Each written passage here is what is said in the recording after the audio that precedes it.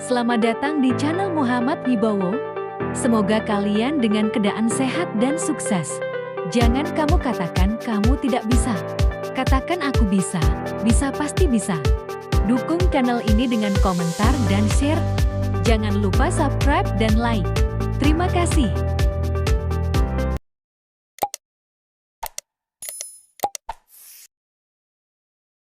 Bijaksana. Berpikir sebelum bertindak, merencanakan dengan matang, dan mengendalikan emosi. Kebijaksanaan adalah anugerah istimewa dari Tuhan. Kebijaksanaan menjadi tiang kehidupan utama dalam membentuk kepribadian yang bernilai tinggi dan makin baik. Sejak manusia berpikir, kebijaksanaan menjadi peran utama dalam meningkatkan sikap individu.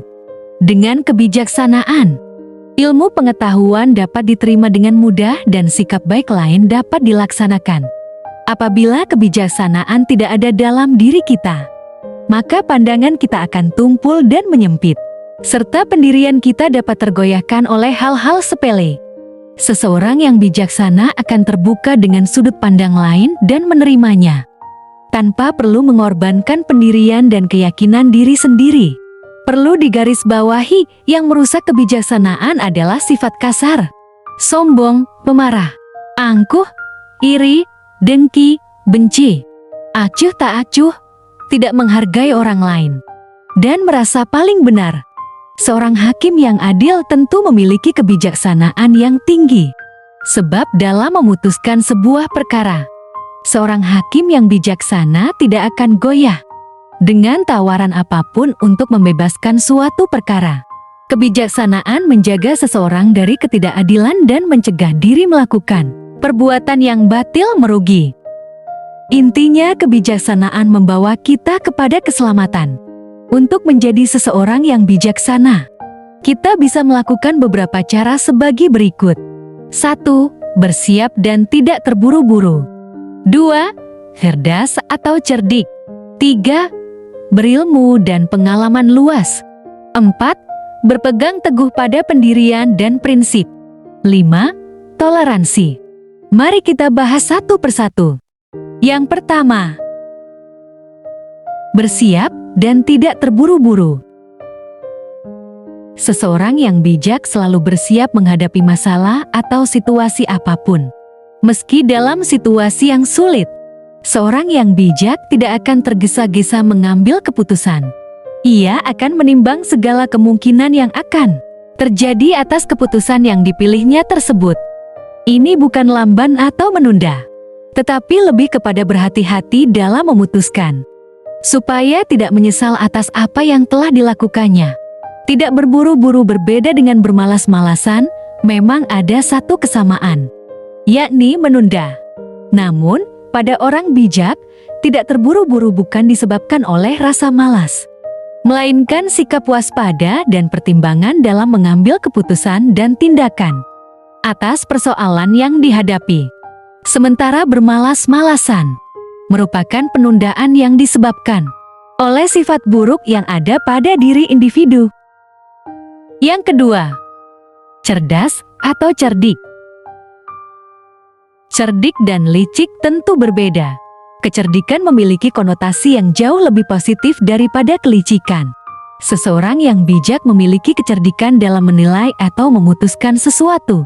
Dia akan mempertimbangkan sesuatu dari berbagai sisi, misal baik dan buruknya keputusan yang akan diambil dalam menyelesaikan permasalahannya.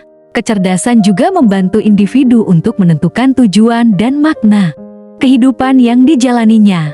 Seseorang yang cerdas akan membuat perencanaan hidup yang tertata dengan pertimbangan yang matang. Yang ketiga, ilmu dan pengalaman luas. Ilmu dan pengalaman luas memberikan pengetahuan yang relatif banyak terhadap seseorang. Orang bijak menggunakan ilmu dan pengalaman yang dimilikinya untuk tindakan atas apa yang menimpanya. Selain itu, orang bijak akan selalu menambah wawasan dan pengalamannya sepanjang hidupnya. Ia akan selalu belajar dari setiap peristiwa, termasuk yang sangat kecil sekalipun. Guru terbaik dalam kehidupan adalah pengalaman. Dan ilmu tanpa guru bisa membuat kita tersesat. Yang keempat, berpegang teguh pada pendirian dan prinsip. Sesuai yang dikatakan di atas, orang yang bijaksana akan memiliki pendirian yang teguh. Ia tidak akan tergoyahkan oleh apapun. Keyakinan dan prinsip hidupnya menjadi hal utama dalam hidupnya. Orang yang berteguh pendirian tidak akan mudah mengikuti apa yang sedang ramai menjadi perbincangan, karena dia memiliki sudut pandang yang berbeda dari kebanyakan orang. Yang kelima, toleransi.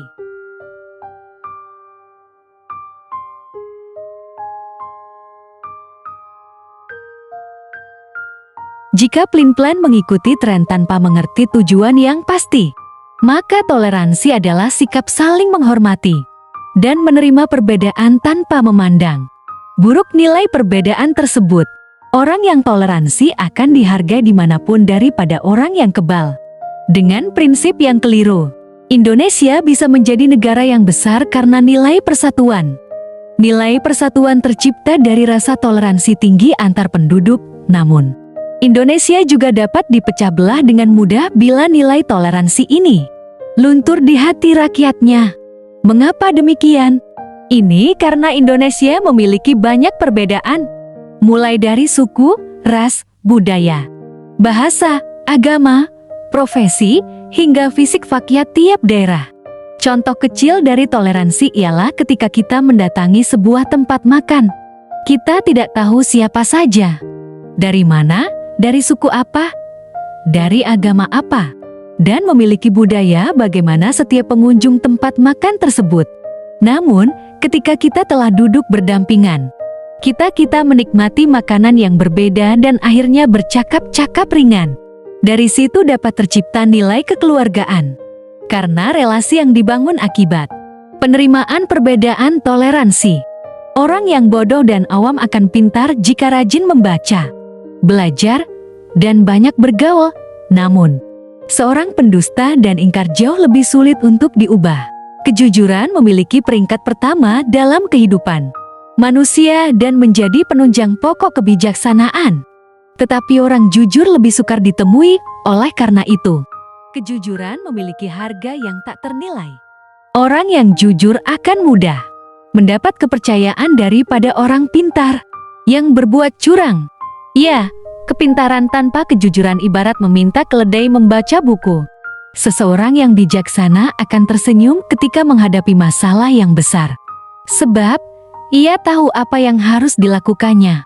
Jika ia melakukan begitu, maka akan terjadi begitu. Logika dan jalan pikirannya bekerja bersamaan dan seimbang. Sementara orang yang tumpul karena kurang pergaulan dan sumber bacaan, kurang ilmu dan pengalaman, akan menghabiskan banyak waktunya untuk menyelesaikan masalah kecil yang dianggapnya besar. Itu karena ia tidak tahu sebab dan akibat dari apa yang dilakukannya. Guru yang terbaik dalam kehidupan adalah pengalaman. Dan ilmu tanpa guru bisa membuat kita sesat. Terima kasih sudah mendengarkan motivasi ini. Motivasi untuk kita renungkan dan belajar bersama-sama.